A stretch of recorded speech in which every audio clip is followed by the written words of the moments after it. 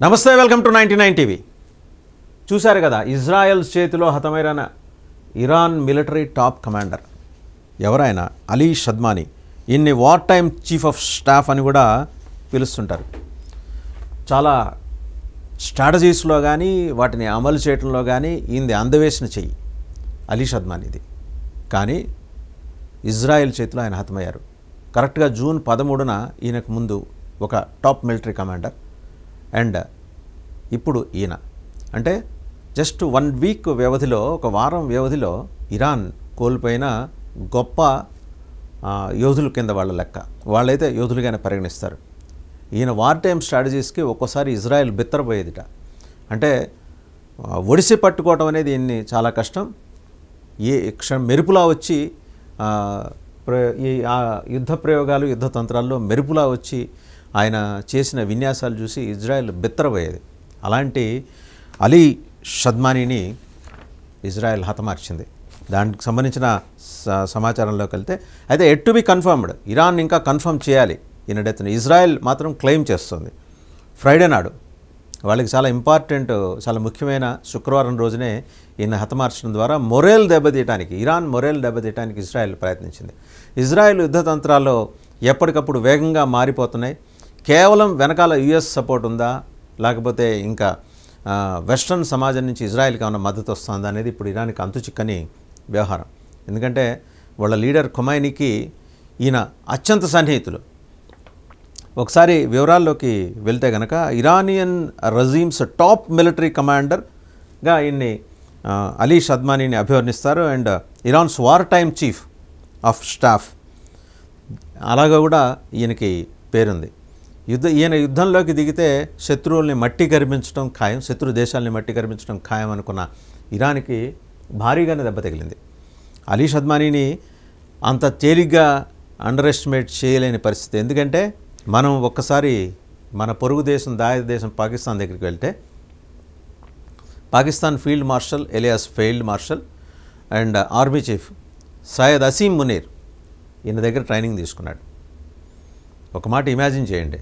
అంటే ఈయన దగ్గరున్న యుద్ధ తంత్రాలు కానీ, మెళకువలు కానీ, టైమింగ్ కానీ, షార్ప్గా ఆలోచించగల నేర్పరితనం కానీ, దక్షత కానీ, ఇది అంటే జస్ట్ బికాజ్ ఇజ్రాయెల్కి ఈయన శత్రువు కాబట్టి, ఇరాన్ శత్రువు కాబట్టి, శత్రు దేశానికి ఈయన టాప్ మిలిటరీ కమాండర్ కాబట్టి ఈయన వ్యతిరేకించడం కాదు. ఇప్పుడు శత్రువుల దగ్గర కూడా గొప్ప గొప్ప లక్షణాలు ఉంటే కనుక, విద్యలు ఉంటే కనుక పరస్పరం అభినందించుకొని తీరుతారు. ఇవాళ ఈయన లేని లోటు అనేది ఇరాన్కి ఒక పెద్ద శూన్యం కింద లెక్క కనిపిస్తుంది. ఎందుకంటే వారం వ్యవధిలో ఈయన్ని రెండో top military commander, war time chief of staff అని ఈయన ఎప్పుడు this comes just days after Israel killed Iran's major general Gholam Ali Rashid during its surprise strike on June 13 when it launched operation rising lion. Operation rising lion launch చేసింది Israel. అందులో భాగంగా June 13న Iran's major general Gholam Ali Rashid, ఈయన కూడా top man, ఆయన చంపేశారు. ఆయన చంపేసిన తర్వాత అల్ షద్మానీ ఆయన స్థానంలో వచ్చారు.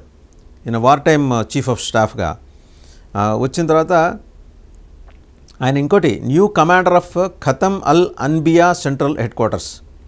ఇరాన్స్ తస్నీమ్ న్యూస్ ఏజెన్సీ చెప్పిన దాని ప్రకారం, ఇరాన్లో తస్నీమ్ న్యూస్ ఏజెన్సీ చాలా క్రెడిబుల్ న్యూస్ ఏజెన్సీ, వాళ్ళు చెప్పిన దాని ప్రకారం ఈయన Ali Shadmani Khatam al Anbiya central హెడ్ క్వార్టర్స్కి న్యూ కమాండర్గా నియమితులయ్యారు. And Khatam al Anbiya central headquarters, ఈ headquarters is part of Iran's paramilitary revolutionary gourd. ఇరాన్కి ఒక పారామిలిటరీ రెవల్యూషనరీ గార్డ్ ఉంది, దాంట్లో ఇది ఒక భాగం. అలీ షద్మానీ నేతృత్వం వహిస్తున్న ఫోర్స్ అనమాట, ఆ కమాండ్.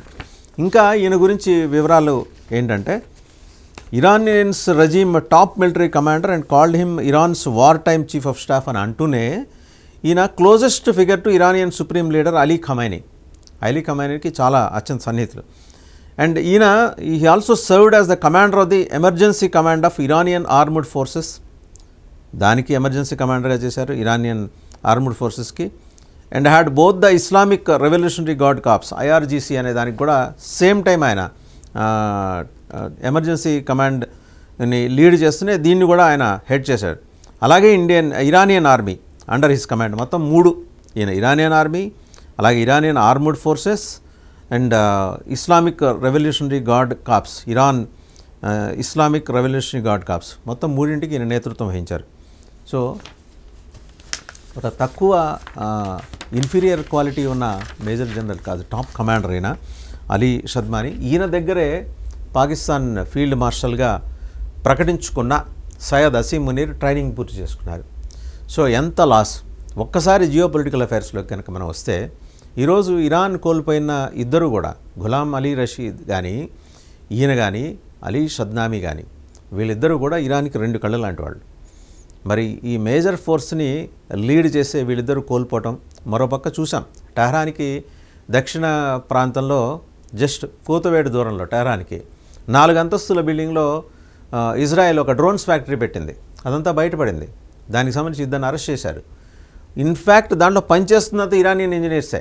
చాలా ప్రమాదకరమైన డ్రోన్స్ని తయారు చేసి 1.5 ఏడాదిన్నరగా వాళ్ళు తయారు చేస్తున్నారు. కానీ ఇరాన్ కనిపెట్టలేకపోయింది. ఇజ్రాయెల్ ఇంటెలిజెన్స్ మొస్సాద్ గొప్పతనం అది. సో ఇవన్నీ ఒకటొకటి బయటపడుతున్నాయి. And Iran మంకుపట్టు వీట్టలేదు.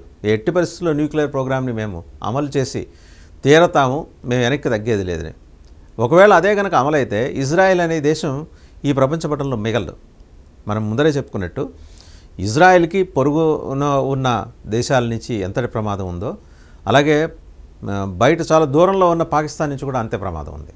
ఎందుకంటే లెబనాన్, అలాగే అజర్బైజాన్, సిరియా, పార్ట్ ఆఫ్ ఈజిప్ట్లోని కొన్ని గ్రూపులు, ఇవన్నీ కూడా ఇరాన్కి ఇజ్రాయెల్ మీద వ్యతిరేకతతోటి పనిచేస్తున్నాయి.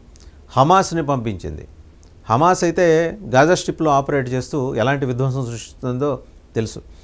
ఆకలితో ఉన్న వాళ్ళని అడ్డం పెట్టుకొని హమాస్ ఆడుతున్న వింత నాటకం వల్ల అండ్ జరుగుతున్న నెరేటివ్, ఒక 60,000 మంది పాలస్తీనియన్స్ని ఇజ్రాయెల్ చంపేసిందని నడుస్తున్న నెరేటివ్ వల్ల ఎంత బయట మార్కెట్లో ఇజ్రాయెల్ మీద ఎంత బ్యాడ్ నేమ్ ఉందనేది ఇజ్రాయెల్ అర్థం చేసుకోలేకపోతుంది.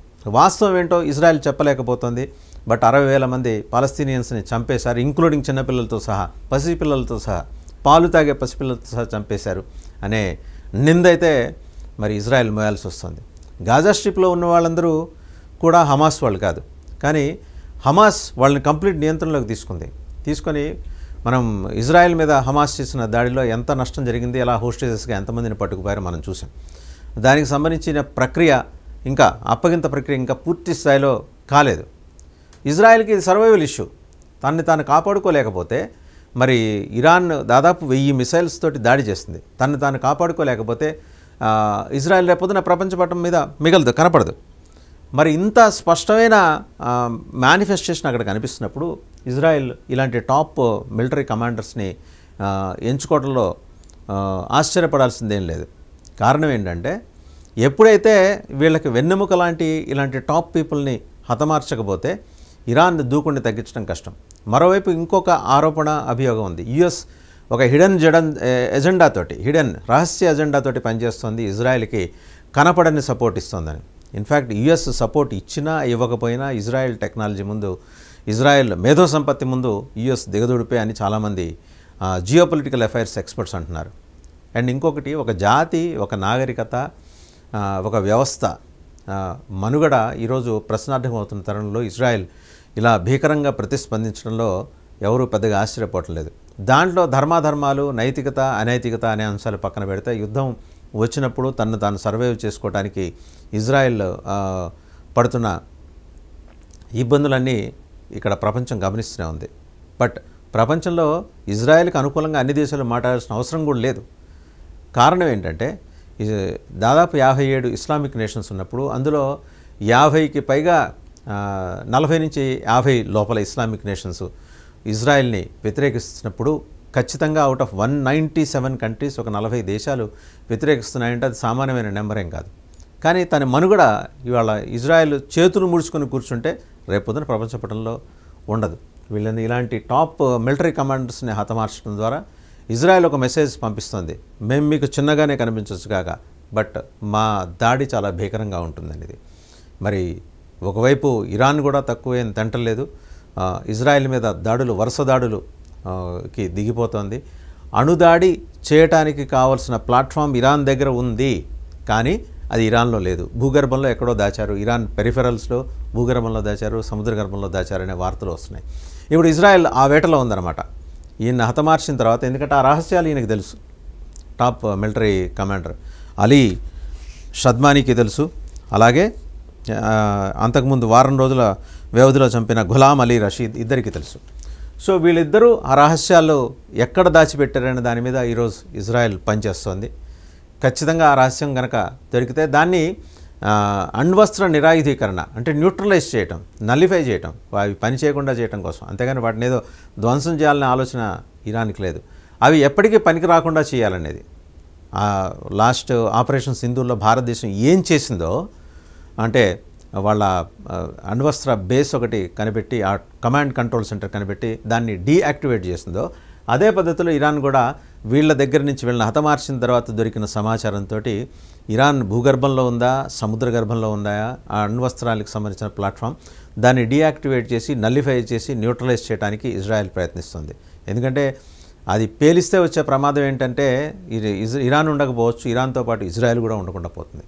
సో ఇజ్రాయెల్ ఆ జాగ్రత్తలు తీసుకుంటుంది.